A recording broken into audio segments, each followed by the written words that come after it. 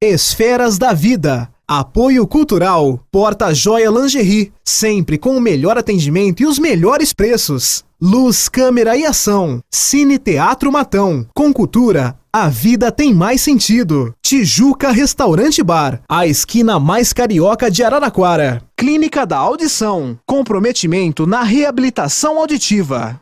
Bem-vindos ao Esferas da Vida. Hoje a reflexão é sobre a figura inesquecível do apóstolo generoso Paulo de Tarso, que se levantou das lutas humanas para seguir os passos do Mestre num esforço incessante. Preparem-se, o Esferas da Vida está no ar. A alma que é vibração, vida e essência das esferas.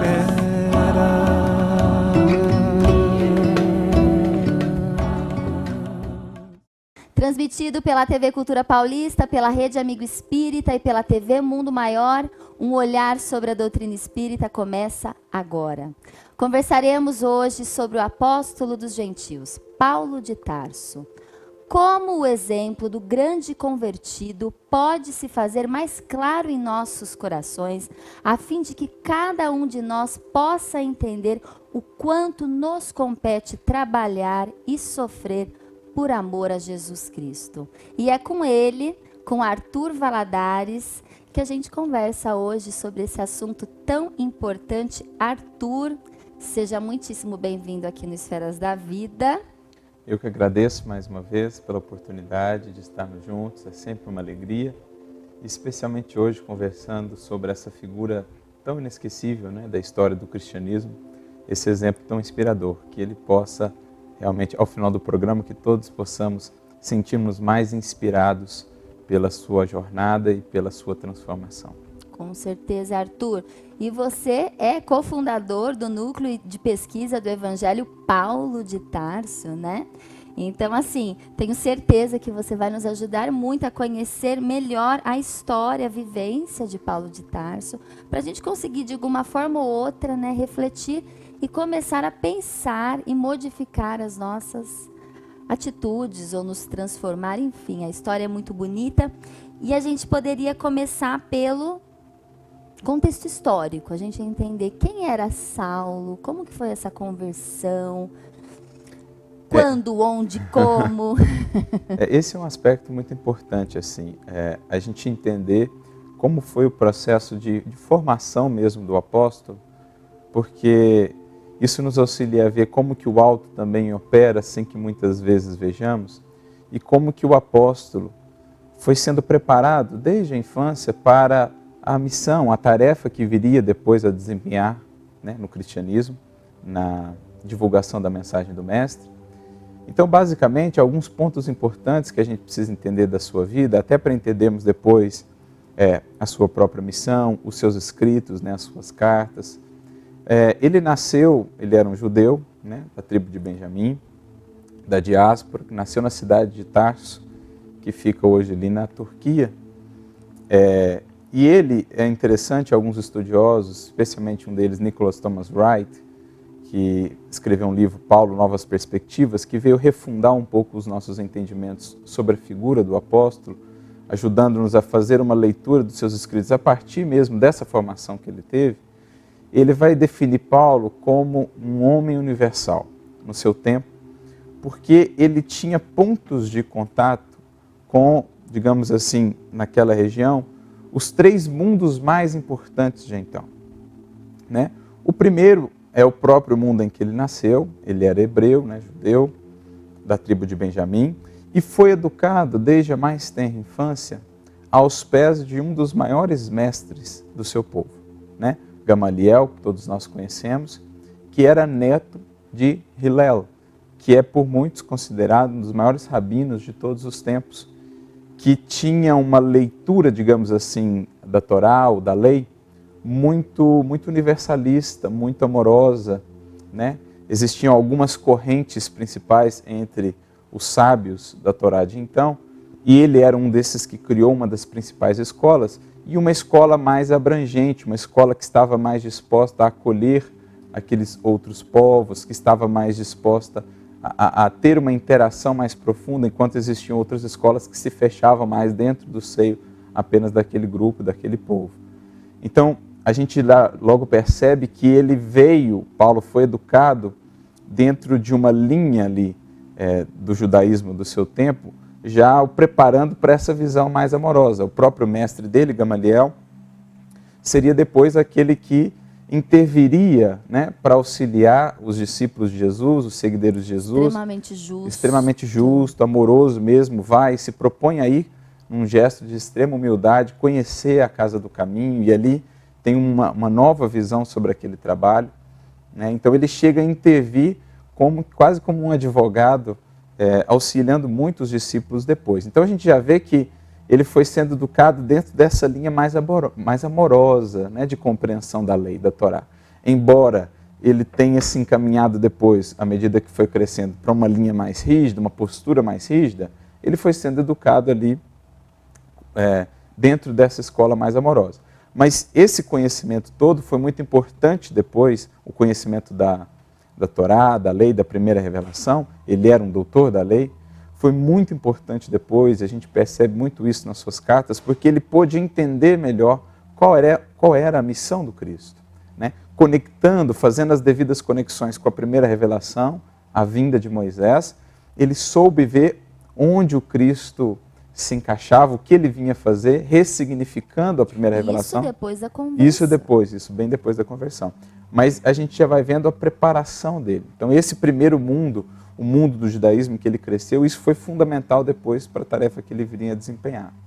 O segundo mundo com o qual ele estava inserido, ou conectado, Tarso, naquela época, era uma das poucas cidades que tinha uma escola, digamos assim, uma universidade, entre aspas, grega.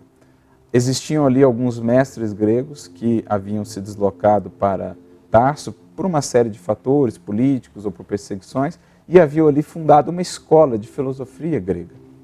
Então Paulo, além de ter recebido todos esses ensinamentos relativos à primeira revelação, à lei, à chamada Torá, ele recebe também os ensinamentos acerca da filosofia grega.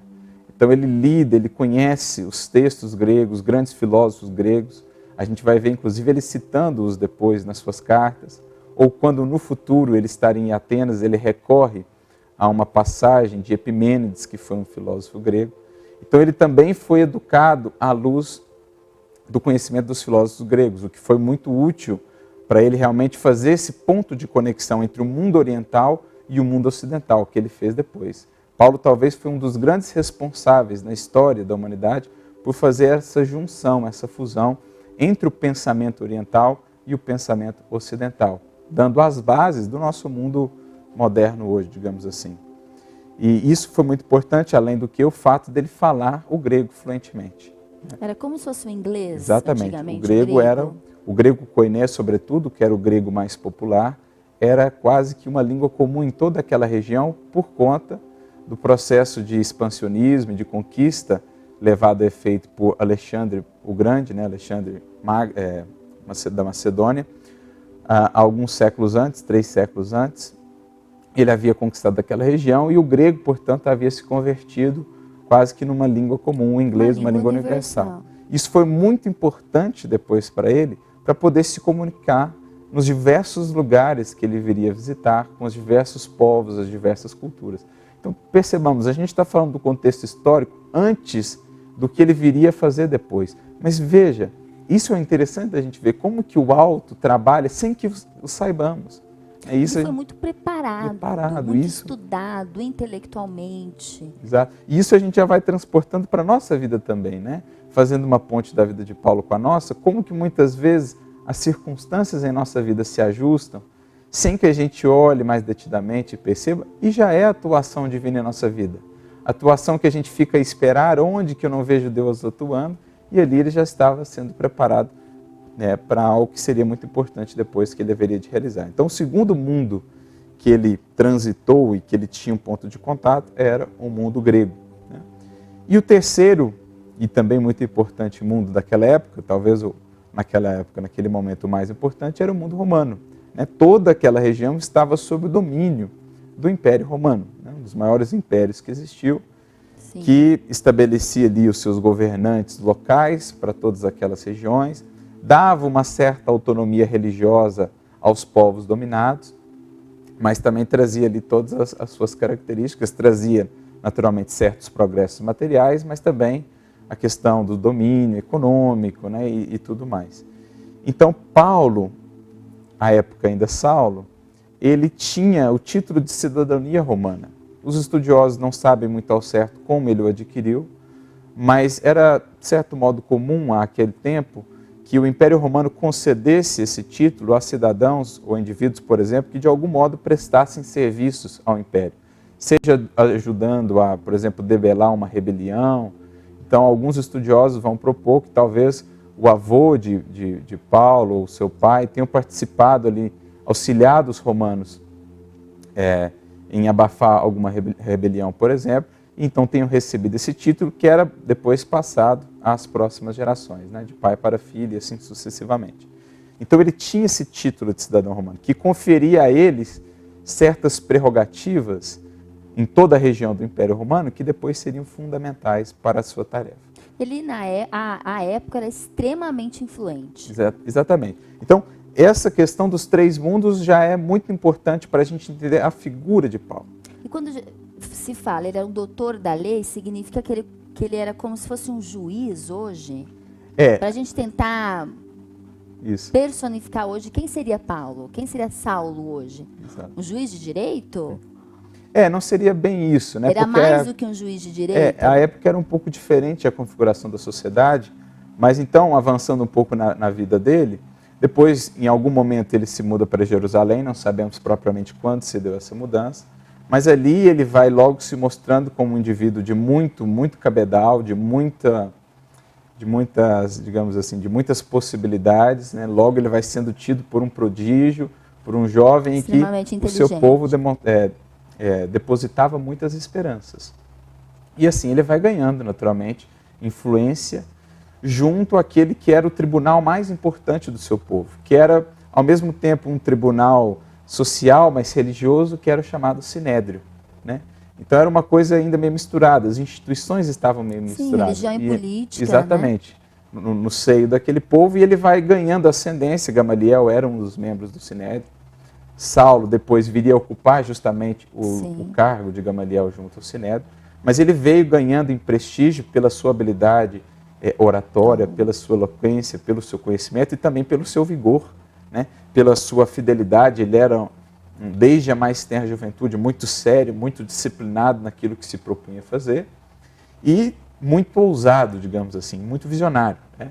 Quando a gente lê, por exemplo, o livro Paulo Estevão, as suas primeiras aparições no livro, nós vemos ele já projetando ampliar a influência do seu povo, bem como da lei de Moisés, junto aos outros povos. Ele mesmo vai dizer, ele queria dobrar os joelhos de gregos e romanos à lei de Moisés. Então ele tinha esse anseio e justamente buscava crescer em influência e em poder para ampliar essa influência da lei de Moisés junto a essas outras civilizações. Então, por esse próprio gosto, por essa própria busca dele, ele foi crescendo em prestígio, além do que vinha de uma família importante, de uma família rica. Seu pai era um comerciante muito bem sucedido, né? Tinha caravanas percorrendo toda aquela região da Síria e tudo mais, vendendo tecidos e outras coisas. Então ele tinha também muitos recursos. E assim ele foi se tornando uma figura, imagina, jovem, com toda a energia, importante. Um vasto estudo, muito conhecimento, né? Um jovem belo, com poder monetário, era esportista também, né? Ele gostava de se trajar de maneira muito bela e, enfim, foi crescendo junto àquela sociedade com um futuro promissor, grandes esperanças se fixavam nele. Foi quando ele começa a perceber o cristianismo crescendo naquele contexto em que ele era extremamente coerente e fiel ao judaísmo. Exato. Ele muito rígido nessa sua maneira de entender e seguir a lei de Moisés. Ele começa então a ouvir e a perceber que alguns burburinhos, alguns murmúrios de que o Messias, por eles tão esperado, já havia vindo, e que um homem que havia sido crucificado havia sido considerado como tal, e que agora alguns indivíduos simples ali, muitos deles moradores do subúrbio de Jerusalém, começavam a seguir aquele homem crucificado, né? E logo ele quer assuntar, como se diz, né? Ele quer saber o que estava acontecendo, qual era a doutrina que esse dito Messias havia trazido. E é então que ele trava ali o primeiro contato com, até aquele tempo, os chamados seguidores do caminho, os homens do caminho. Não se chamavam, denominavam ainda cristãos. Só mais tarde, Lucas é que vai trazer esse título. E ali ele visita, portanto, aquela primeira comunidade cristã, né, a Casa do Caminho, fundada por Simão Pedro e outros companheiros, que tinha os fins, né, as finalidades de assistência e também de divulgação do Evangelho do Mestre. E ali ele conhece uma personagem muito, muito importante na sua vida, Estevão, que o impactaria muito mais do que num primeiro momento ele haveria de perceber. Não existe Paulo de Tarso sem Estevão. É isso, Arthur? Não existe. Não existe. A gente vai falar dessa relação no próximo bloco. E agora a gente vai para o nosso momento Chico Xavier. E a gente já volta com mais esferas da vida. Lembra-te das mercês que o Senhor te concede pelos braços do tempo, e espalha gratidão e alegria onde estiveres. Repara as forças da natureza a emergirem serenas de todos os cataclismos. Corre a fonte cantando pelo crivo do charco. Sussurra a brisa melodias de confiança após a ventania destruidora. A árvore multiplica flores e frutos além da poda. Multidões de estrelas rutilam sobre as trevas da noite. E cada manhã, ainda mesmo que os homens se tenham valido da sombra para enxovalhar a terra com o sangue do crime, volve o sol em luminoso silêncio, acalentando homens e vermes, montes e furnas. Ainda mesmo que o mal te golpeie transitoriamente o coração, recorda os bens que te compõem, a riqueza da saúde e da esperança, do trabalho e do amor, e rejubila-te buscando a frente. Tédio é deserção, pessimismo é veneno. Encara os obstáculos de ânimo firme e estampa o otimismo em tua alma, para que não fujas aos teus próprios compromissos perante a vida. Serenidade em nós é segurança nos outros. O sorriso de paz é arco-íris no céu de teu semblante.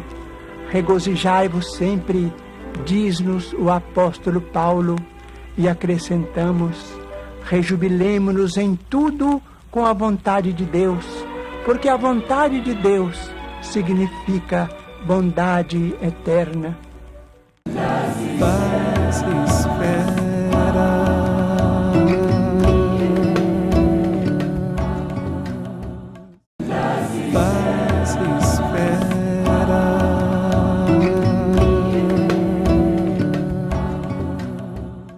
De volta ao Esferas da Vida, hoje a gente conversa com Arthur Valadares sobre a vida de Paulo de Tarso, o apóstolo. Mas antes eu sempre conto aqui para vocês a nossa dica de leitura, que é a Revista Internacional de Espiritismo e também o jornal O Clarim, que são duas publicações que sempre aprofundam o conhecimento espírita em relação a qualquer tema da nossa atualidade. Então, a nossa dica sempre é a Revista Internacional de Espiritismo, o jornal O Clarim. Eu não sei você, Arthur, mas são duas publicações de extrema importância para o movimento espírita. Excelentes, de ótimo conteúdo. Sim. E de muita história também. E de muita história. São duas edições, né, ininterruptas, na realidade, duas publicações que desde seu lançamento estão aí. E eu acho que nós, né, do meio espírita, devemos prestigiar a editora O Clarim, porque realmente é um esforço hoje ter uma revista e um jornal publicados no meio espírita, em qualquer meio, na realidade, né? Em qualquer segmento, não é fácil. Então, a gente está aqui juntos com a editora O Clarim sempre. Arthur, a gente vem conversando sobre a vida de Saulo, né? nós vamos falar da conversão para Paulo de Tarso. E no início do programa eu até comentei, eu sempre falo, né, que você é cofundador do Núcleo de Estudo e Pesquisa do Evangelho Paulo de Tarso. O NEP, que você coordena junto com a Flávia, é Paulo de Tarso. Por quê? É uma homenagem? É uma homenagem. A gente sempre teve um carinho muito especial por Paulo. A partir do primeiro momento que pude ter um contato com as suas cartas, elas sempre me marcaram muito. Era como se pudesse sentir toda a emoção, toda a sinceridade daquele coração naquilo que ele escrevia. Então, a sua figura, bem como a sua trajetória, a sua conversão, sempre me fascinaram muito, especialmente depois de ler a obra Paulo Estevão. Então, foi uma homenagem que a gente quis prestar a essa grande figura, que nos inspira e nos convida também a trilhar a nossa jornada em busca da conversão real, da entrega do nosso coração ao Cristo. O nosso caminho. Isso. Não é isso? E a gente falava de Estevão, né? Não existe Paulo de Tarso sem falar de Estevão. E quem lê o livro nunca mais é o mesmo, né? Não volta mais para o mesmo lugar. Esse livro, ele é com certeza um divisor de águas, né? Quando a gente o busca com o coração aberto. Eu vou até mostrar o livro aqui para quem está em casa. Às vezes você está começando, né? É a primeira vez que assiste o Esferas da Vida, que é um programa espírita. A gente fala sempre sobre a luz da doutrina espírita. Aqui é um livro, né? Psicografado de Francisco Cândido Xavier pelo Espírito Emmanuel, que também tem uma ligação muito grande com Paulo de Tarso, Arthur. Tem, sim. Então aqui esse livro é realmente uma pérola, né? Uma pérola grande do movimento espírita. E a gente começa a falar do Estevão, dessa relação. Justamente o porquê até de Emmanuel ter colocado o título Paulo e Estevão, né? Não somente Paulo, porque embora faça uma biografia de Paulo, na verdade ele coloca o Estevão até no título, como a nos dizer, da importância que essa figura, bem como outras próximas a ele, tiveram na vida de Paulo, né? Porque assim atua o alto, a misericórdia do alto. Então Paulo, à época Saulo, quando trava contato ali com os cristãos, ele adota, dentro da sua visão ainda muito fechada e ainda movido ainda muito por um certo orgulho, pela vaidade, ele adota uma postura muito dura, né? E buscando servir a Deus, coloca-se na posição até mesmo de passar a perseguir outros indivíduos que não pensavam como ele, que traziam novas perspectivas, e persegui-los com muita dureza, com muita rigidez. Foi responsável pela morte de alguns, foi responsável pelo exílio de outros tantos, enfim. Mas o alto, na sua misericórdia, ele sempre vai nos aproximando de pessoas, vai sempre colocando corações em nossa vida que chegam realmente como sementes, que embora talvez não entendidas no primeiro momento, aos poucos vão nos alcançando e vão nos levando a transformações importantes. Então assim foi o caso de Saulo.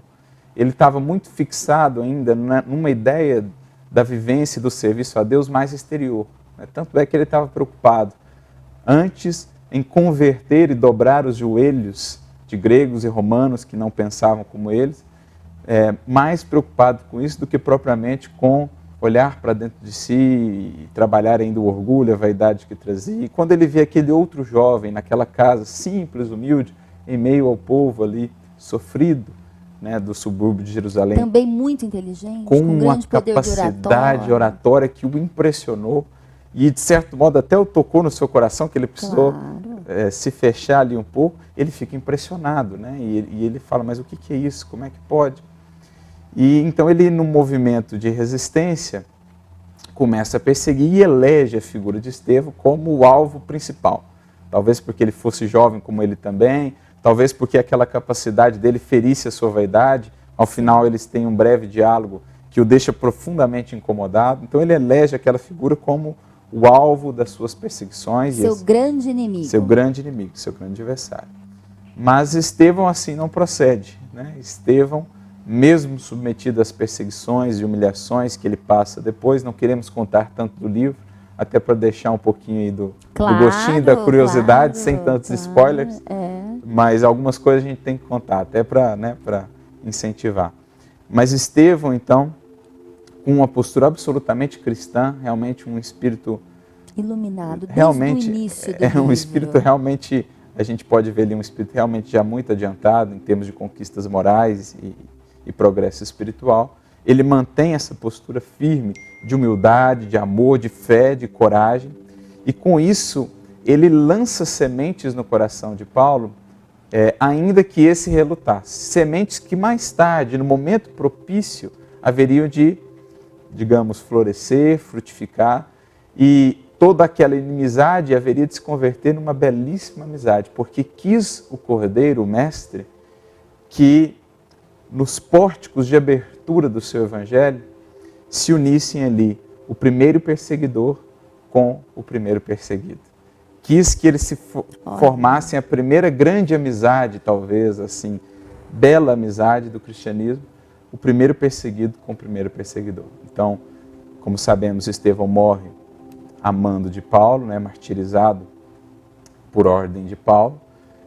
Paulo viria a descobrir que Estevão era muito mais próximo dele, dos que estavam próximos de si, do que ele poderia imaginar. Mas o último exemplo, foi um grande choque para ele, mas o último exemplo de Estevão, eu acho que foi ali que começou a ruir toda aquela muralha que ele havia criado para realmente ouvir o chamado do Cristo, que o concitava, que o chamava a obra com a qual ele havia se comprometido. Ele relutava, né? Mais tarde Jesus diria a ele: você recalcitra contra os aguilhões. Ele relutava, mas essa muralha toda de resistência, moldada ainda pelo orgulho, por essas buscas mais exteriores que ele tinha, de influência, de poder, tudo isso meio que obscurecia ainda o que ele realmente veio fazer. Mas essa muralha começa a ruir quando Estevão, às vésperas de morrer, por ordem dele, voltando-se a ele, diz que ele deveria ser muito generoso e bom, porque servia Moisés até o fim. Imagina quando ele conhecesse a Jesus. Então, um indivíduo que estava... É muito bonito, não é, Arthur? Não é? Essa é a força do amor. Né? Essa é a força que quebra todas as barreiras. Essa é a arma de todas as armas, que nenhum império, que nenhuma força do mundo consegue se sobrepor a ela. É a força do amor. Ali, realmente as muralhas dele começaram a ruir. Realmente foi muito tocante essa passagem. E realmente... E eu falo que Estevão, desde quando eu comecei a ler li o livro, a gente começa a ficar um pouco indignado com Paulo, né? Eu não acredito que ele... Estevão, porque Estevão toca o nosso coração desde o primeiro capítulo, da maneira como ele trata os pais, o pai, a irmã. Realmente ele se mostra um espírito evoluidíssimo, desde o início, né? É daqueles espíritos realmente ministros do Cristo que vieram estar nesse tempo para justamente dar as bases, os pilares da construção do cristianismo. Não, por assim acaso, como a sua irmã realmente. também, Abigail, que teve uma importância muito fundamental na vida do próprio apóstolo Paulo. Mas ali Estevão lança sementes no coração de Paulo, que ele relutou em reconhecer, mas depois, com as circunstâncias da vida, vários acontecimentos, elas foram encontrando nele um ambiente mais propício e começaram a florescer. Quando ele se encaminhava, por exemplo, para Damasco, ali no prenúncio da sua conversão, o seu estado de espírito era outro já. Ele começava, enfim, a se questionar: será que tudo aquilo que ele buscava fora estava atendendo realmente ao anseio mais íntimo do seu coração, que era a paz, que era realmente servir a Deus? Ele começa a se questionar. E é aí que o Cristo encontra espaço para atuar, também em nossa vida. Isso é uma parte muito interessante do autoconhecimento, exatamente, da gente começar a se questionar. Se questionar. É nesse momento que Jesus encontra espaço para realmente se fazer mais claro, mais visível para nós. Porque não nos enganemos, não estamos tratando ali apenas de um encontro com os olhos da matéria, né? Não é isso, não é porque Jesus apareceu para ele, não é isso. Ali está simbolizado muito mais do que isso, um encontro com Cristo portas adentro do coração. Todos nós, o Cristo busca a todos nós, como Emmanuel mesmo vai dizer no prefácio do livro, né? Paulo não era um privilegiado. Mas por que ele pôde perceber o Cristo? Assim também nós em nossa vida. Porque ele começou a questionar: para onde eu estou indo? O que eu estou buscando? Tudo que eu conquistei valeu a pena? Trouxe a paz que eu busco? E ele começou a perceber que não.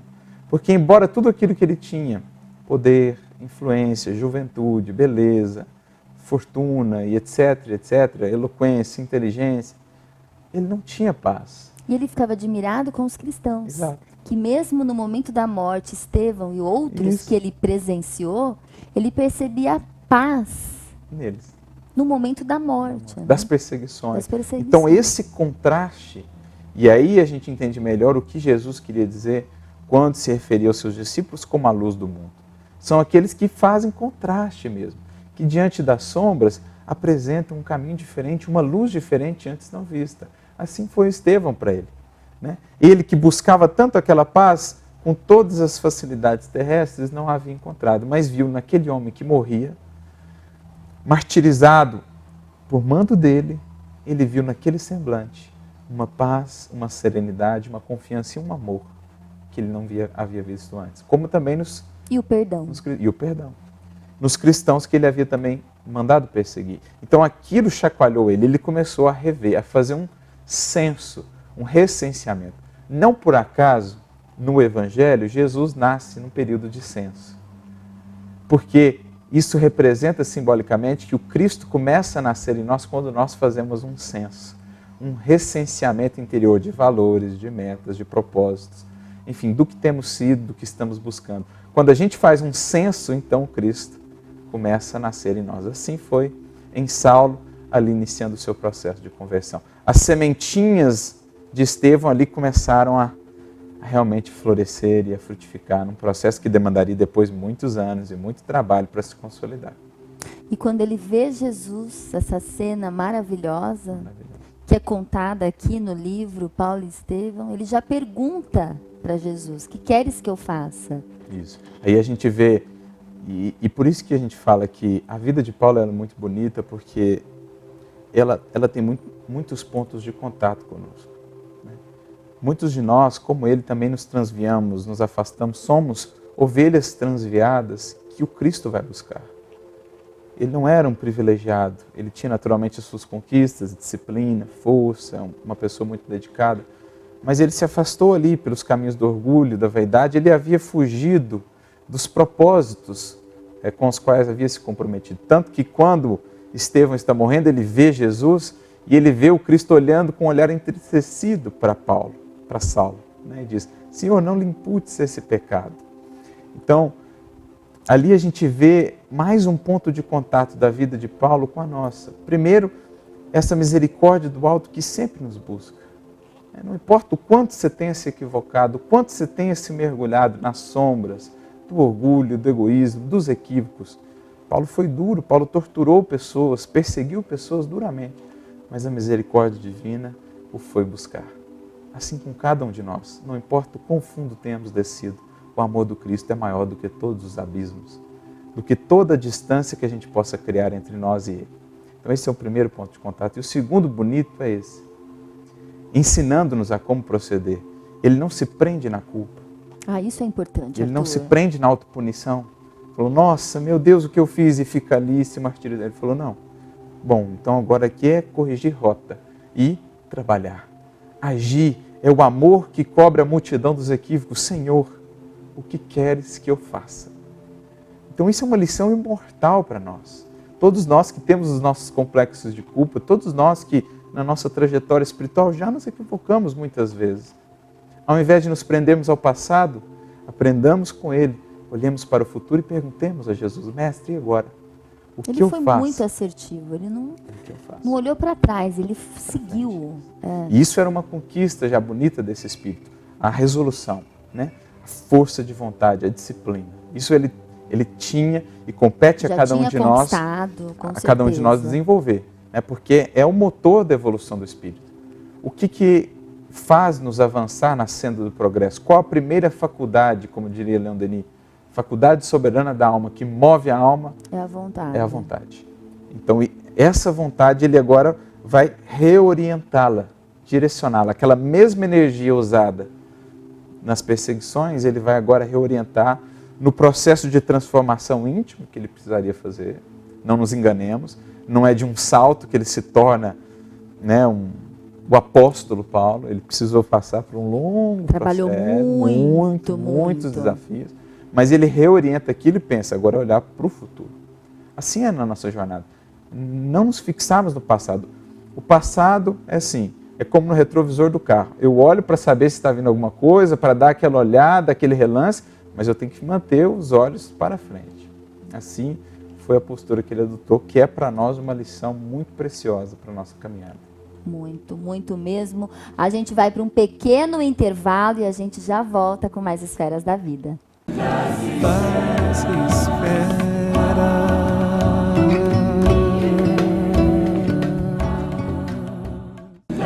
Paz espera.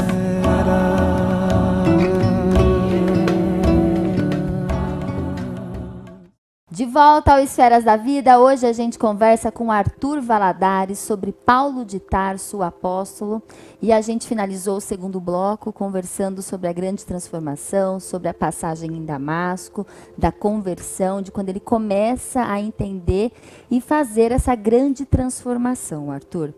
E muitas pessoas se questionam, nossa, mas como que de repente, né? A gente percebe nos nossos dois blocos que não foi de repente, que existiam já conquistas espirituais que já vinham, né?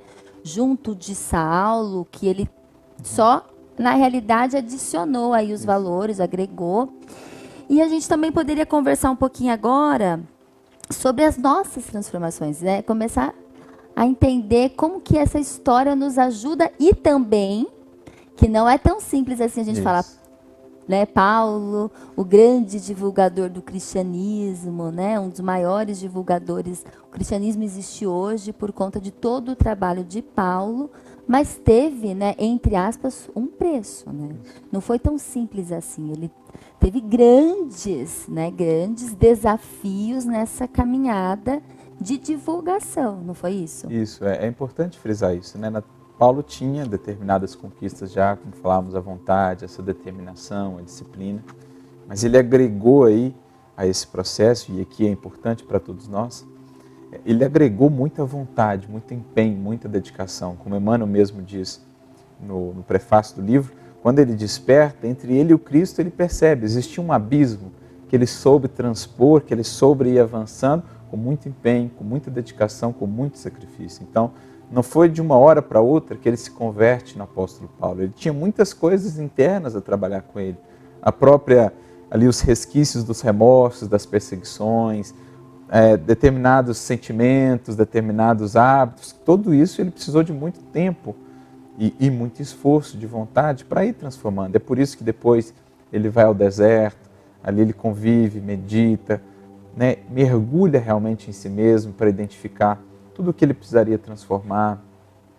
Depois ele tem os desafios. Esses 3 anos no deserto para ele se conhecer. Sim, para mergulhar que mais significa intimamente isso? em si, né, para dar mais bases, mais sustentação a essa transformação.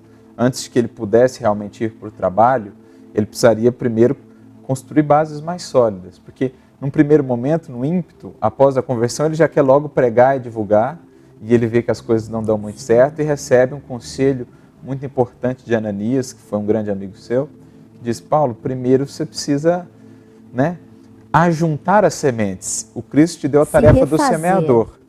A primeira coisa que o semeador faz? Junta sementes. E de onde vêm essas sementes? Dos frutos que a gente puder dar. A gente só pode dar aquilo que já construiu internamente em nós. Então ele precisaria passar por todo um processo. Então ele se dirige ao deserto, colhe ali as informações de Gamaliel, que orienta para que ele vá ali passar um período meditando, refletindo. Ali ele conhece Áquila e Prisca, que foram 2 grandes amigos. E logo a gente já vai percebendo outro aspecto também que perpassa toda a vida de Paulo e também a nossa, né? As pessoas que ele vai conhecendo. Não teríamos Paulo sem Estevão, mas não teríamos Paulo também sem Abigail, sem Barnabé, sem Ananias, sem Áquila, sem Prisca. Ou seja, a grande habilidade de Paulo depois, o grande aspecto bonito da sua vida é essas pessoas que se congregam em torno dessa vida, que foram muito importantes para a sua transformação e que depois ele soube criar essa rede de corações, essa era a grande habilidade dele, a serviço do Cristo. Um grande líder. Exatamente. Depois, quando Emmanuel vai escrever o livro, inclusive, ele traz uma mensagem a Chico dizendo que várias pessoas começaram a procurá-lo no mundo espiritual para relatar a sua gratidão ao apóstolo, para falar a sua história, quando tiveram a oportunidade lá de conviver com ele. E ele fala assim que se ele fosse colocar todas as pessoas que o procuravam, o livro não acabaria. Porque Paulo, ele sempre foi marcado por por essa característica de agregar pessoas. Ele sabia extrair o melhor de cada pessoa para si e também extrair o melhor, incentivar o melhor em cada uma dessas pessoas. Então foi um longo processo, passando pelo deserto. Depois ele volta ali à convivência mais direta com as pessoas, tem todas as dificuldades. No primeiro momento ali, os discípulos do Cristo não o acolhem, ficam relutantes, mas aí Barnabé intervém. Depois ele vai ter um contato, por orientação de Simão Pedro, com o seu pai. Ele volta à sua cidade natal, o pai resiste, não o acolhe muito bem, e ele fica mais 3 anos como um simples tecelão ali, como um homem simples, trabalhando. Enfim, isso tudo antes dele começar mais propriamente um trabalho de divulgação. Primeiro fazendo um trabalho interno. Todo esse tempo necessário para ele se reconstruir. E mesmo depois, quando ele inicia as suas tarefas mais de divulgação, com as viagens que ele começa a fazer, mesmo durante esse processo, a gente vê nas cartas mesmo que ele escreve, como ali ele ainda estava em construção, né? Ele depois vai dizer, por exemplo, numa de suas cartas, né, falando do bom combate que travava internamente, que esse combate que a gente vai travando quando a gente vai se conhecendo melhor e vendo as sombras, no contraste com as luzes que já temos, e ele diz: o bem que eu quero, esse eu ainda não faço, o mal que eu não quero, esse ainda eu faço. Então, veja, isso é a fala de quem ele está no combate interno. Já sabe o que quer fazer, para onde tem de ir, mas ainda não consegue, mas está no esforço. Isso é construir virtude. Virtude, na definição de Emmanuel mesmo, é a soma de experiências incomensuravelmente recapituladas no tempo. Ou seja, não é algo que, de um start eu construo, é algo que, pela vontade, pela disciplina, pela constância, vai se moldando em mim, vai se construindo em mim. E então a gente vê esse Paulo num longo processo, por extrair do coração aquele orgulho que ele trazia, aquelas velhas vaidades, né? Ele chega a usar uma expressão interessante numa de suas cartas, ele diz assim: tudo aquilo que antes que eu considerava precioso demais, agora eu considero esterco. Ele usa a palavra esterco, né? Porque ele mudou muitos valores, então ele precisou mudar muita coisa internamente. Mas para a depois, gente é importante esse exemplo. Exatamente. Isso que é o importante, as pontes, né? Para que a gente veja que não é um privilegiado, não chegou àquela posição porque Jesus escolheu esse e ele vai ser, é porque ele escolheu avançar. E Emmanuel frisa muito isso no prefácio da obra, para que não se crie esse distanciamento que por muito tempo muitas tivemos. pessoas podem falar: mas Jesus apareceu para Saulo, para mim Jesus nunca apareceu. Então, é uma, entre aspas, uma desculpa, não é, Arthur? Mas para ele apareceu, para mim não. Mas a questão não é essa, porque às vezes Jesus aparece para a gente todo santo dia e a gente não percebe, a gente não está preparado, ou não quer, ou não, ou finge que não percebeu, né, o que está acontecendo, o que foi encaminhado para você, não é? Jesus está tão presente no mundo hoje como estava há 2000 anos. Não é uma questão de presença física, a presença espiritual do Cristo aí está a todos que quiserem se abrirem a ter esse encontro profundo com Ele. Porque Ele nos visita todos os dias, através das circunstâncias, das pessoas, como visitou Paulo. Quando Paulo conhece Estevão, era Jesus o visitando. Quando ele conhece Abigail, quando ele conhece Ananias, tudo isso é Jesus atuando na vida dele, como atua na nossa. As pessoas através que são de colocadas pessoas, na nossa vida. de circunstâncias. Então, isso foi moldando o discípulo, caso se convertendo ali realmente no apóstolo, a ponto de mais adiante, sim, a ele passar a expressar tanto essa presença do Cristo nele, que ele, por onde passava, tocava as pessoas, por onde passava, impressionava as pessoas, né? E desenvolve também a sua mediunidade, pelo grande amor, pelo magnetismo do amor que ele passa a ter, ele passa a ter uma mediunidade fantástica, uma mediunidade de cura mesmo. Até o livro de Atos dos Apóstolos relata isso, no capítulo 19, em determinado momento lá diz, né? E Deus, pelas mãos de Paulo, fazia maravilhas extraordinárias. Mas Emmanuel, ao comentar essa fala, ele diz, veja só, não era ele quem fazia, era Deus pelas mãos dele. Muitos se fixam no grande apóstolo, com as curas que fazia, com a sua eloquência, mas quantos se perguntam quanto custou a ele purificar as mãos para que Deus pudesse usá-lo?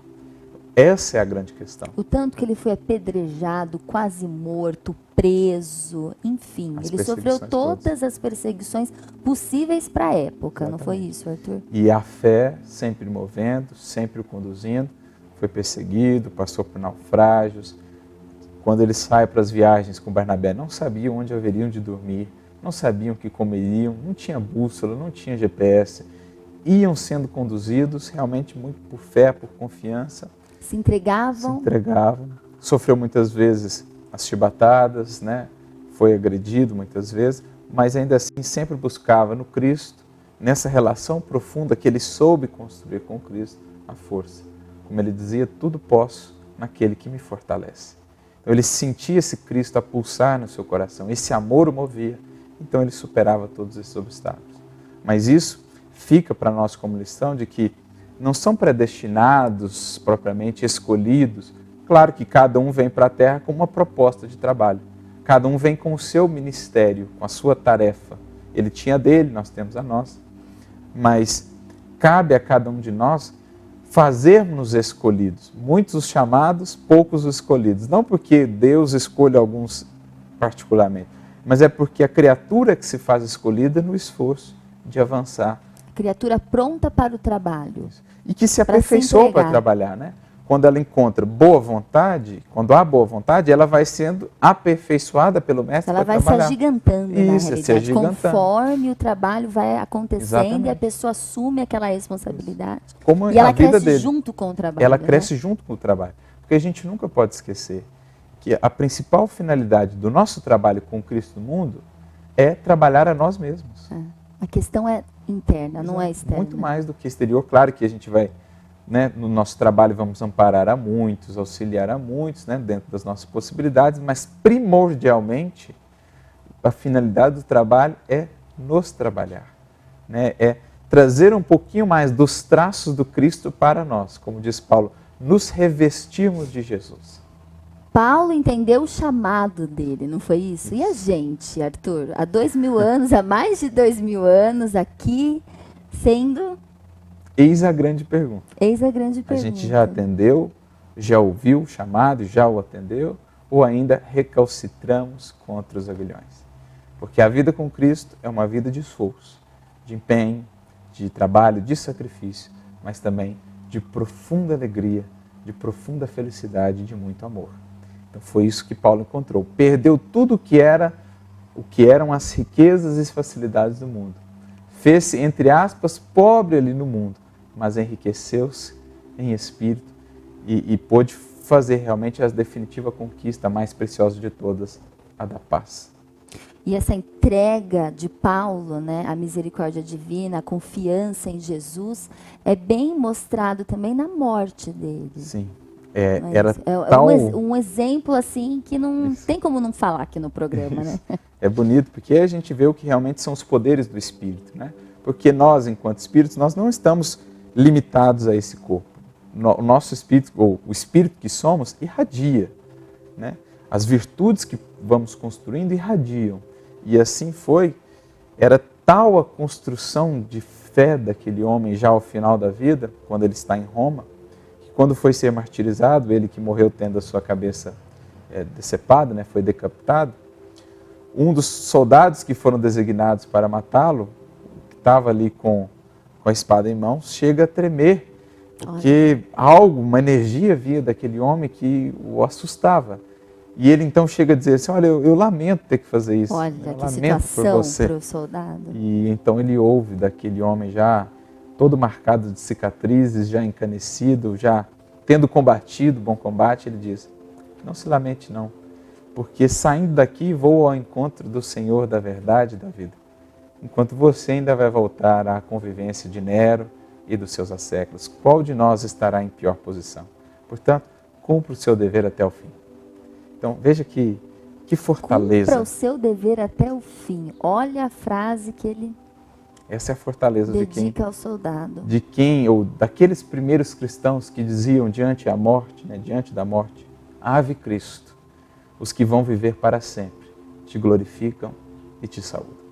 E naquele momento, com certeza, ele entendeu Estevão e todos os cristãos ali, que no não, momento ali- da morte ele já estava completamente convertido. Ali, Estevão já era o melhor É. amigo para ele, né? Ele, boa parte da jornada o fez honrando, assim, como um preito de gratidão a Estevão. Todas aquelas lutas ele enfrentava pelo Cristo e também por aquele amigo que havia dado a vida para E transformar Estevão a foi sua. o mentor de Estevão de Paulo. atua ao longo de toda a sua missão como que um intermediário, né?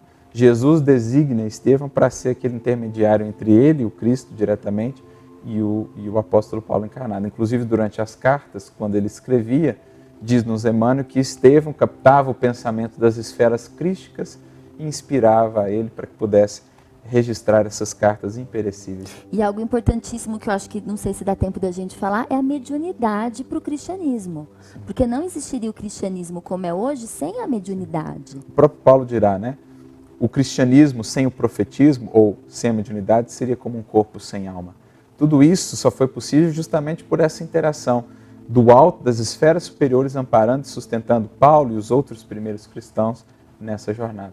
Então, a mediunidade sempre marcou e como uma força vinda do alto, sustentando-os no trabalho. É isso mesmo, Arthur Valadares, que coisa boa. Quantas reflexões importantíssimas que a gente teve aqui hoje. Muitíssimo obrigada pela sua participação mais uma vez. A gente fecha outubro, o mês do nosso aniversário, com essa grande história de Paulo de Tarso. E sempre você aqui com a gente, todo mês, uma vez por mês, nos ajudando a refletir o Evangelho, o Espiritismo, enfim, a Boa Nova. Para mim foi uma alegria, especialmente falando sobre essa figura tão fantástica.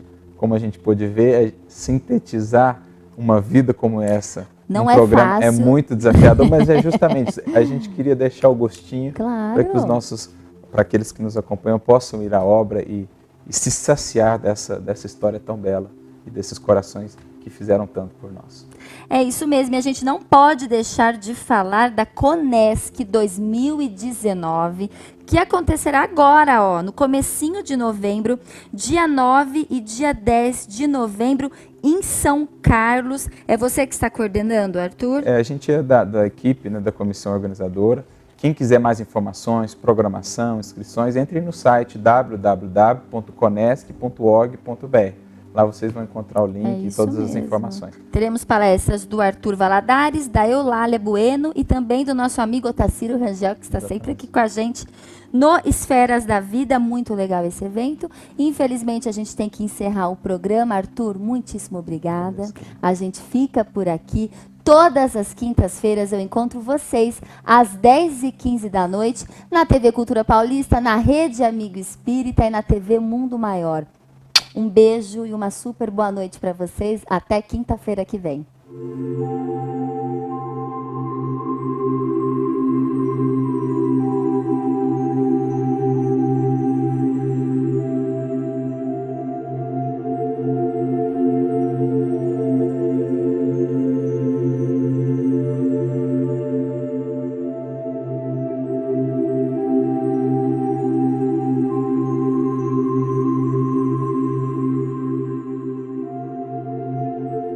Esferas da Vida. Apoio Cultural. Porta Joia Lingerie. Sempre com o melhor atendimento e os melhores preços. Luz, câmera e ação. Cine Teatro Matão. Com cultura, a vida tem mais sentido. Tijuca Restaurante Bar. A esquina mais carioca de Araraquara. Clínica da Audição. Comprometimento na reabilitação auditiva.